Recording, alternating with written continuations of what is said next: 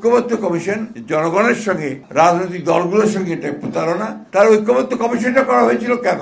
এই ঐক্যবদ্ধ কমিশন এটা আমি বলবো জনগণের সঙ্গে এটা একটা প্রতারণা, রাজনৈতিক দলগুলোর সঙ্গে এটা প্রতারণা, এবং এটা অবিলম্বে এই বিষয়গুলো যদি আপনার একটা ব্যাখ্যা বলেছেন সাকি সাহেব, আমি বলি যে এগুলো আপনার সংশোধন করা প্রয়োজন বলে আমি মনে করি।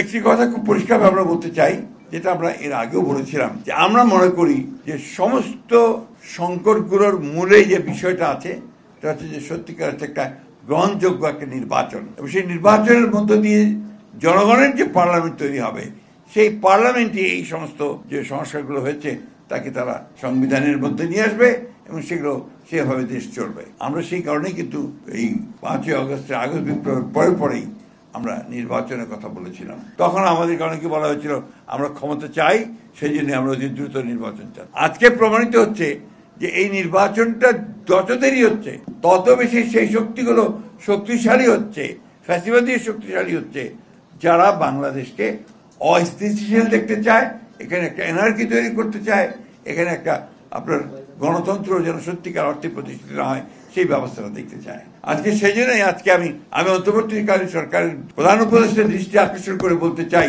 আপনি কিন্তু জনগণের সামনে কিন্তু প্রতিশ্রুতিবদ্ধ, ওয়াদাবদ্ধ যে আপনি এখানে সত্যিকার অর্থেই যেটুকু সংস্কার দরকার সেই সংস্কারগুলো করে আপনি একটা জনগণের যে কাছে গ্রহণযোগ্য একটা নির্বাচন দেবেন, সেই নির্বাচনের মধ্যে যে পার্লামেন্টে আসবে সেই পার্লামেন্ট এই দেশের সংকটগুলো সমাধান করবে। সুতরাং আজকে যদি এর থেকে কোনো ব্যর্থ ঘটে, এর থেকে বাইরে যদি যান, তার দায় দায়িত্ব সম্পূর্ণ আপনাকেই বহন করতে হবে। এই কথাটা আমি খুব পরিষ্কার করে বলতে চাই। সেই জন্যই আমি আশা করব যে তারা তাদের এই উপলব্ধি আসবে এবং অতি দ্রুত এই সংস্কার কমিশনে সকল দলগুলোর মধ্যে যেগুলো আমাদের একমত হয়েছি এবং যেগুলোতে দ্বিমত পোষণ করেছি সব কিছুকে নিয়ে একটা নির্বাচন আপনি অবিলম্বে দেবেন, যে নির্বাচনের মধ্য দিয়ে আমরা একটা জনগণের একটা পার্লামেন্ট তৈরি করতে পারবো, একটা জনগণের শাসন আমরা দেশে নিয়ে আসতে পারবো।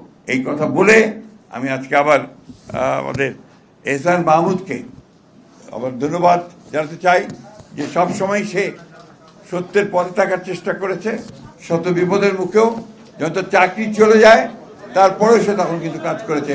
সেই দিনগুলোতে সে কিন্তু আমাদের সঙ্গে যোগাযোগ রেখেই কাজগুলো